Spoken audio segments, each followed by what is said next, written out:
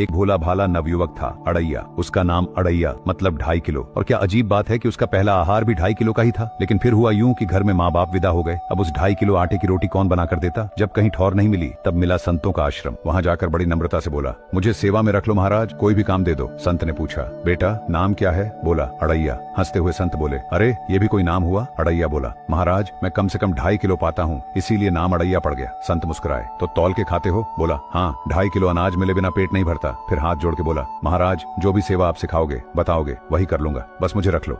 संत बोले, तुम गाय चराया करो बेटा, लेकिन ध्यान रहे हमारा वैष्णव सिद्धांत है ठाकुर जी को भोग लगाए बिना कुछ भी खाना नहीं होता। तो जब तुम गाय चराने जाओगे हम यहीं से तुम्हें अमनिया बर्तन दे दिया करेंगे। जंगल में लकड़ी बीनना, वहीं बनाना और फिर ठाकुर जी को भोग लगा कर ही पाना। पहले ही दिन अड़ैया ने जंगल में लकड़ी बटोरी, 2.5 किलो आटे की बाटी सेंकी, साथ में 2-4 आलू का भरता भी बना लिया। फिर बड़े प्रेम से बोला, गुरुदेव के ठाकुर जी आइए भोग लगाइए। और देखो लीला, प्रभु प्रकट हो गए, स्वयं श्री राम जी, तन पर दिव्य आभा, मुख पर करुणा का समंदर। एक पल को तो सारा जंगल ही जैसे थम गया। अड़ैया चौंक कर बोला, अरे आप कौन हो? प्रभु मुस्कुराए और बोले, तुमने पुकारा था ना, गुरुदेव के ठाकुर जी आइए भोग लगाइए। तो लो हम आ गए। जिन्हें तुम गुरुदेव कहते हो उनके ठाकुर जी हम ही तो हैं। अड़ैया भोलेपन से बोला, सच में आते हो आप? राम जी बस मुस्कुराए। अड़ैया फिर पूछ बैठा, तो आप पाते हो क्या सच में? प्रभु ने करुणा से कहा, हाँ पाते हैं, पर सबका नहीं पाते। जब कोई तुम जैसा भोला भाला निश्चल भाव वाला भक्त पुकारता है तब हम खींचे चले आते हैं। अड़ैया फिर भोलेपन से बोला, तो प्रभु आप अलग पत्तल ले लो, मैं अलग। राम जी हंसते हुए बोले, अरे भोग ऐसे थोड़े लगता है, भोग तो प्रेम से एक साथ लगता है। प्रभु बोले, अब तुम आंख मूंद कर बैठो, जैसे तुम्हारे गुरुजी भोग लगाते हैं वैसे ही। अड़िया ने श्रद्धा से आंखें मूंद ली। जब उसने आंखें खोली तो पत्तल एकदम खाली थी, रत्ती भर भी नहीं बचा था। अगले दिन अड़ैया सीधा गुरुजी के पास गया।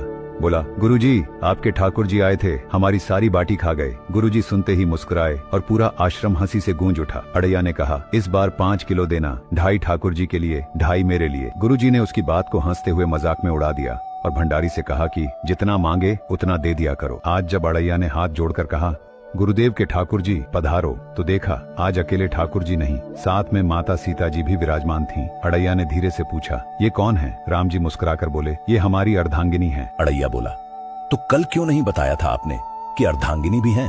ये भी तो पाती हैं। राम जी बोले, हमारे जैसा ही पाती हैं। प्रभु आराम से बैठ गए और सिया जी तो खुद स्वाद वखान करके पाने लगी। जानकी जी के मुख से ऐसी करुणा, ऐसा वात्सल्य बरस रहा था कि अड़ैया कुछ कह ही नहीं पाया, बस देखते रह गया। गुरुजी से जाकर बोला, गुरुदेव आज 7.5 किलो देना। गुरुजी बोले, 7.5 क्यों?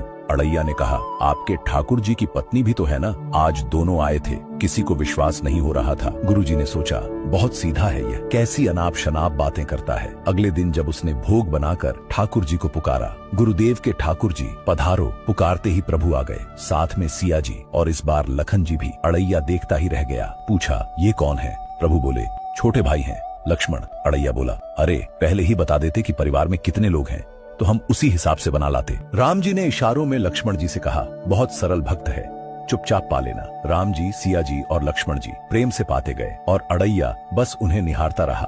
अगले दिन अड़ैया बोला, गुरुजी आज 10 किलो आटा चाहिए। गुरुजी ने चौंक कर पूछा, 10 किलो? वो क्यों? अड़ैया बोला, इस बार आपके ठाकुर जी, उनकी अर्धांगिनी और उनके छोटे भाई भी साथ में आए थे। इस बार गुरुजी के मन में शंका हो गई। फिर सोचने लगे कि अगली बार ऐसा बोला तो देखना ही पड़ेगा। इस बार जब अड़िया गाय चराने गया तो मन ही मन सोचने लगा, कहीं आज भी कोई नया आ गया तो। आज वह बिना भोग लगाए ही हाथ जोड़ के बोला, गुरुदेव के ठाकुर पधारो। जब उसने आंखें खोली तो देखा ठाकुर जी के संग एक विशाल रूप प्रकट हुआ, गदा लिए हुए, अरुण वर्ण शरीर, मुखमंडल पर तेज ऐसा कि आंखें झुक जाएं। अड़ैया कांप गया। पूछा, ये कौन? राम जी मुस्कुराए, ये हमारे सेवक हैं हनुमान। प्रभु ने देखा इस बार कुछ बना ही नहीं था। अड़ैया ने मासूमियत से कहा, प्रभु आपके साथ पत्नी भी है, सेवक भी है, इतने दिन से हम ही पका रहे थे। हम चाहते हैं कि आज आप बनवाओ, खुद भी खाओ और हमें भी खिलवाओ।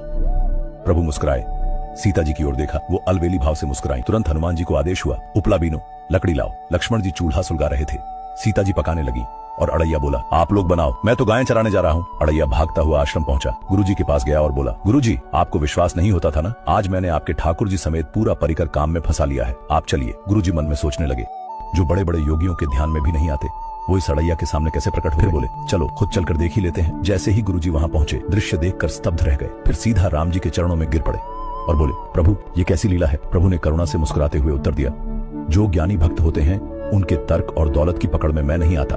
जो विद्वान हैं उनकी विद्वता मुझे छू भी नहीं सकती, लेकिन जो दीन हैं, भोले हैं, निर्दोष भाव से पुकारते हैं, उनके सामने मैं अपनी सारी दिव्यता, अपनी सारी महानता लुटा देता हूं। निष्कर्ष, ना जप, ना तप, ना ग्रंथ का ज्ञान चाहिए। जब भाव निश्चल होता है तो प्रभु स्वयं रिझ जाते हैं। कहानी अगर अच्छी लगी हो तो राधे राधे लिखना न भूले।